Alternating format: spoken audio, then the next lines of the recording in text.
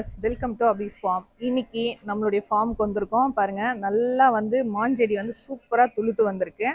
பச்சை பசேல்னு வந்திருக்கு பாருங்க. ஏன்னா போன வீடியோவில் பார்த்துருப்பீங்க, வெறும் ஸ்டெம்மு மட்டும்தான் இருக்கும். எல்லாம் கட் பண்ணிட்டு நம்ம வந்து ப்ரூடிங் பண்ணி விட்டு இருந்தோம். ஸோ வந்து இப்போ சூப்பராக வந்திருக்குங்க. நல்லா துளுத்து வந்திருக்கு.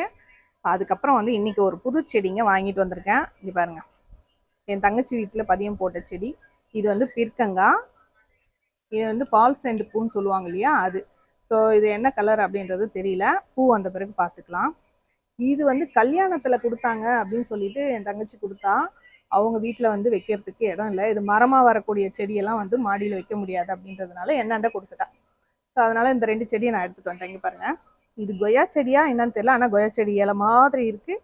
பட் சிறுவாக இருக்குது, என்ன கொய்யான்னு தெரியல, டிஃப்ரெண்ட்டாக இருக்குது. சரி அதையும் வைப்போம் அப்படின்ட்டு தான் அதையும் வாங்கிட்டு வந்துட்டேன்.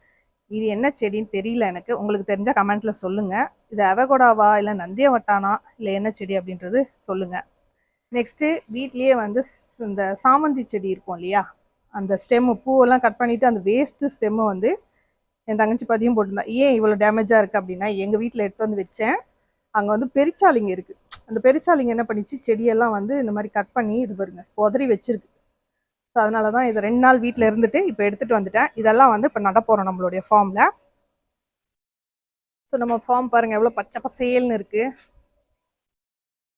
இதில் வந்து நமக்கு தேவையான சுண்டக்காவும் வந்து நிறையவே கிடைக்குது. இங்கே பாருங்கள், நல்லா வந்து ஹெல்த் பெனிஃபிட்ஸ் நிறைய இருக்குங்க இந்த சுண்டக்காவில். ஒவ்வொரு வாட்டியும் நான் வீடியோவில் சொல்கிறது இதுதான். ஸோ சுண்டக்காய் செடி வீட்டில் ஒன்றாவது வைங்க, ரொம்பவே நல்லது. அடுத்து இந்த பாவக்காய் செடி வந்து தானாகவே வந்து துளுத்து வந்தது. அதனால் இதுக்கு ஒரு பேலட் மாதிரி இந்த மாதிரி அடிச்சு இல்லை, இது ஏற்கனவே ஆல்ரெடி இருந்தது. ஸோ சும்மா வந்து சப்போர்ட்டுக்கு வச்சுருக்கேன், கொடி இது மேலே ஏறும்னு. ஆனால் அது நம்ம சொல்கிற பேச்சை கேட்கவே மாட்டேங்குது, அதுவாக தான் ஏறி போயிட்டே இருக்குது. எங்கேயாவது ஒரு கீழே தான் வந்து படந்து போகிற மாதிரி அப்படி சொல்லுது, அதனால் அப்படி சொல்கிறேன். இங்கே பாருங்களேன், குட்டி குட்டியாக இருக்கும் இல்லையா, அந்த பாவக்காய் செடி இது. இந்த இவ்வளோண்டுது பாருங்க. வீட்டில் ஆல்ரெடி நான் வந்து மாடியில் வந்து வச்சுருந்தேன் தொட்டியில், அதுலேயுமே நிறைய காய் வரும். இந்த மாதிரி குட்டி குட்டியாக தான் இருக்கும். எனக்கு ஆனால் என்ன ஆசைன்னா, பெரிய பாவக்காவாக வரணும் அப்படின்னு ஒரு ஆசை. பெரிய பெரிய பாவக்காய் இருக்கு இல்லையா, அந்த மாதிரி வந்தால் நல்லாயிருக்கும்னு யோசிப்பேன். ஆனால் நம்ம எப்போ பார்த்தாலும் நம்ம கார்டனில் இந்த மாதிரி குட்டி பாவக்காய் தான் வரும். இதில் ஒரு 3-4 பாவக்காய் இருக்குது. ஸோ அடுத்து வந்து சங்குப்பூ செடி தானாகவே வந்தது, ஆல்ரெடி தெரியும் உங்கள் எல்லாருக்குமே. முருங்கை செடியுமே நல்லா வந்து பிக்கப் ஆகிருக்குங்க.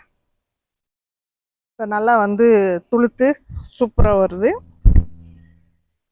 இந்த செடியுமே வந்து நல்லா வருது. இது என்ன செடின்னு எனக்கு கன்ஃபியூஸாகவே இருக்குங்க. ஏன்னா இல்லை லெமனா, ஆரஞ்சா, இல்லை சாத்துக்குடியா, அப்புறம் இந்த கிச்சிலிக்காய் அதெல்லாம் சொல்லுவாங்க இல்லையா, அந்த மாதிரி செடியான்னு தெரியல. பப்பாளி செடி நம்மளாம் நட்டால் மட்டும் ரொம்ப லேட் ஆகுது, டிலே ஆகுது வர்றதுக்கு. ஆனால் அதுவாக தானாக முளைச்சிதுன்னா அது எப்படி வருதுன்றதையும் நான் சொல்கிறேன் பாருங்கள், காமிக்கிறேன். இது வந்து நான் வந்து இங்கே அங்கங்கே வந்து குட்டி குட்டியாக முளைச்சி வந்துருந்தது. வேஸ்டேஜ் நம்ம போட்டோம் இல்லையா, அந்த இந்த மாதிரி வேஸ்டேஜ்லேருந்து முளைச்சி வர்றது தான் இது. இதை பிடுங்கி நம்ம ஒரு லைனாக ஒரு ஆர்கனைஸ்டாக நடுவோம் அப்படின்ட்டு இங்கே இந்த மாதிரி நட்டேன். ஸோ இவ்வளோ சைஸ்க்கு தான் வந்திருக்காங்க. கிட்டத்தட்ட இது ஒரு 3 மாதத்துக்கு மேலே ஆயிடுச்சு நட்டு. இந்த மாஞ்செடி பாருங்கள், கேசர் மாம்பழம் செடி. ஒரே பிளான்ட்டாக, அதே இந்த ஸ்டெம் இருக்கு இல்லையா, இது ஒரே ஸ்டெம்மாக அது பாட்டுக்கு வளர்ந்து போயிட்டே இருந்துச்சு. நான் என்ன பண்ணேன்னா, கட் பண்ணி விட்டதுக்கு அப்புறமா ஸோ நல்லா வந்து கிளைகள் விரிஞ்சு சூப்பராக வருது பாருங்கள், நிறைய கிளைகள் வருது. இப்போ இந்த மாதிரி வந்தால் தான் நமக்கும் வந்து யூஸ்ஃபுல்லாக இருக்கும். அந்த கூடை மாதிரி வளர்க்குறதுக்கு ஆசைப்படுறவங்க இந்த மாதிரி கட் பண்ணி விடுங்க, ரொம்பவே சூப்பராக வரும். நெக்ஸ்ட்டு இந்த நெல்லி செடி.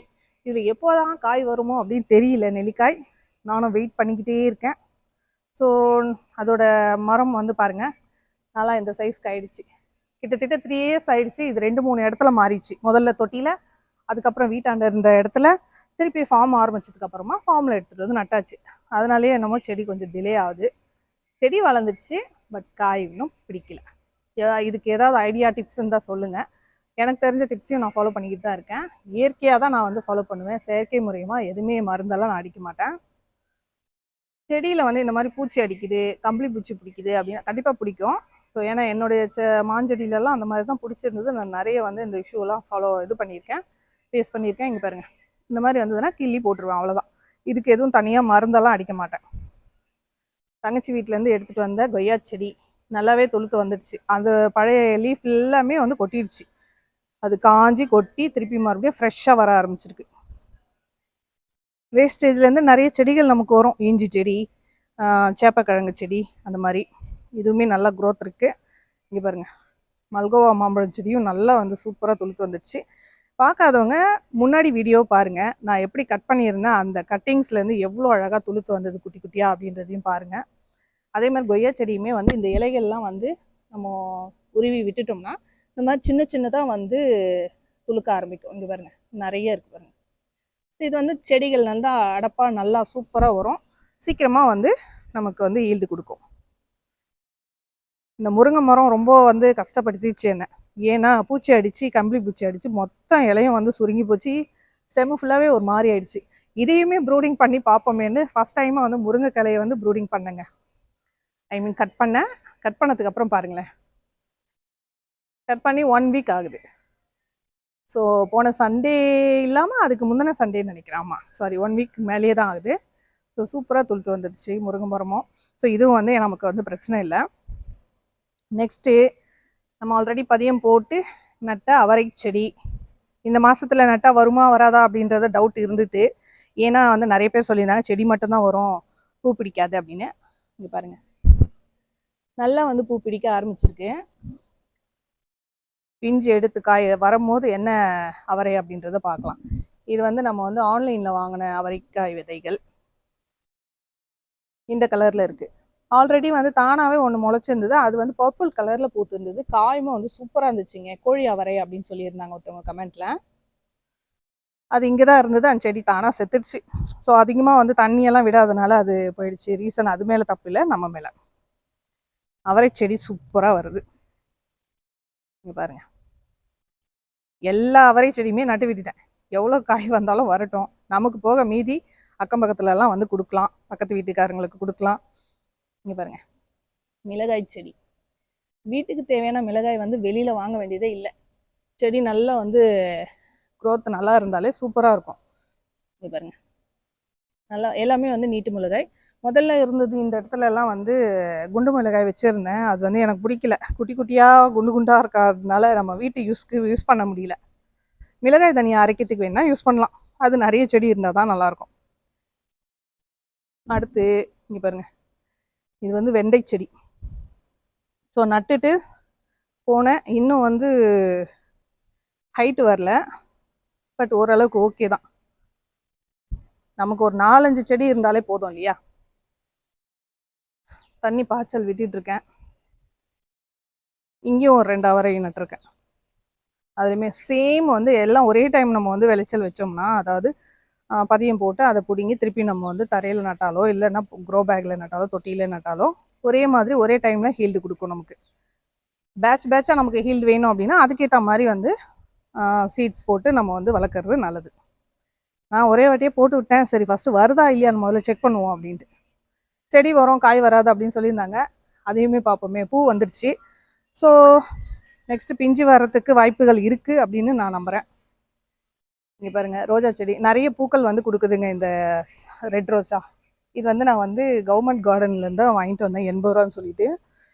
இந்த செடி 80 ரூபா சூப்பராக இருந்துச்சு. இது வந்து 50 ரூபாயோ 60 ரூபாயோ தெரில வாங்கிட்டு வந்தேன். பன்னீர் ரோஜான்னு சொல்லி கொடுத்தாங்க. இது வளருது தவிர செடி தான் வளருது, பூ வரல. கட் பண்ணி நானும் விட்டுகிட்டே இருக்கேன். பார்ப்போம் எப்போ தான் பூ எடுக்குதுன்னு. இந்த மல்லி செடியெல்லாம் நானே வந்து குச்சி எடுத்துகிட்டு வந்து நட்ட செடிங்க.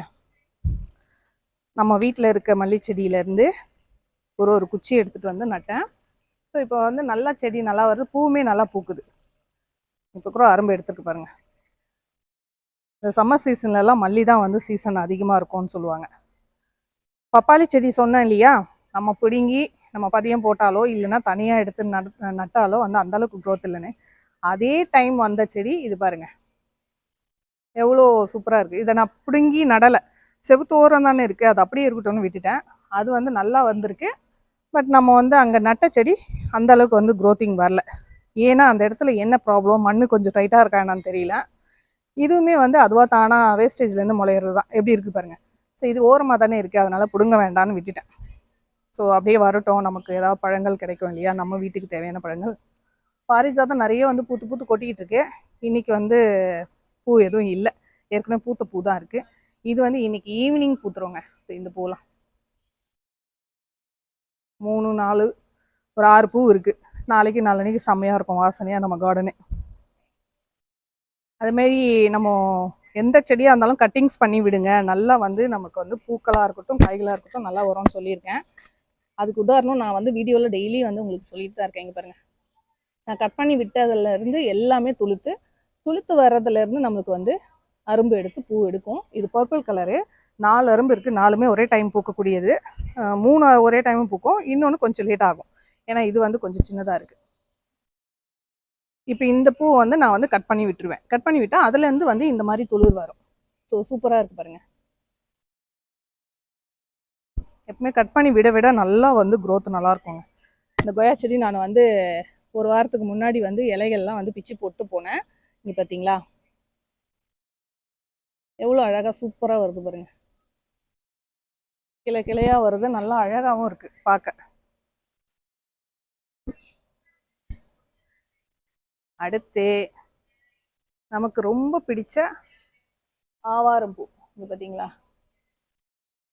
நல்லா வந்து பூ பூத்துருக்கு. போன வாரம் நான் வந்து பார்க்கும்போது சண்டே தான் பூவே வந்து இல்லை, அதனால் ஹைபிஸ்கஸ் டீ தான் குடித்தோம். ஸோ இந்த சண்டே வந்து கண்டிப்பாக வந்து இந்த ஆவாரம் பூ டீ குடிப்போம். காலையில் டெய்லி ஒரு மூலிகை டீ குடித்தா ரொம்பவே நல்லது. இங்கே பாருங்க, இந்த செம்பருத்தியுமே எவ்வளோ அழகாக இருக்குது பாருங்க.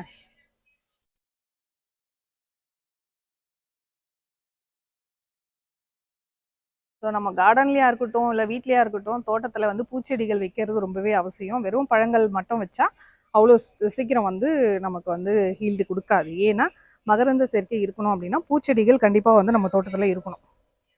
ஸோ அதுக்காகவே வந்து வைக்கலாம். இன்னொன்று வாஸ்துப்படி நம்ம செடி வைக்கிறது நல்லது.